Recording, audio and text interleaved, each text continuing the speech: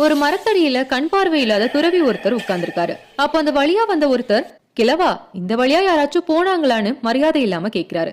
இல்லப்பா, அப்படி யாரும் போனதா தெரியலன்னு சொல்றாரு. கொஞ்ச நேரம் கழிச்சு இன்னொருத்தர் வந்து, ஐயா, இதுக்கு முன்னாடி யாராச்சும் இந்த வழியா போனாங்களா அப்படின்னு கேக்குறாரு. ஆமா, இதுக்கு முன்னாடி இதே கேள்வியை கேட்டுட்டு ஒருத்தர் போனாருன்னு சொல்றாரு. மூணாவதா ஒருத்தர் வந்து, துறவியாரே வணக்கம், இதுக்கு முன்னாடி யாரும் போனதா சத்தம் கேட்டுதான்னு பணிவா கேக்குறாரு. மன்னா, முதல்ல ஒரு வீரன் போனாரு, அடுத்து அமைச்சர் போனாரு, ரெண்டு பேருமே நீங்க கேட்ட கேள்வியை தான் கேட்டுட்டு போனாங்க அப்படின்னு சொல்றாரு. நான் மன்னர்னு உங்களுக்கு எப்படி தெரியும்?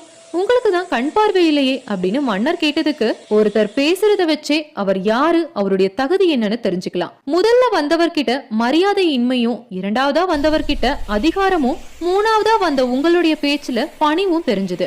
அதை வச்சுதான் நீங்க மன்னர்னு நான் தெரிஞ்சுக்கிட்டேன்னு துறவி சொன்னாராம். நம்ம பண்ற செயலும் பேசுற பேச்சும் தான் நம்ம யாரு அப்படிங்கிறது மத்தவங்களுக்கு தெரியப்படுத்துது.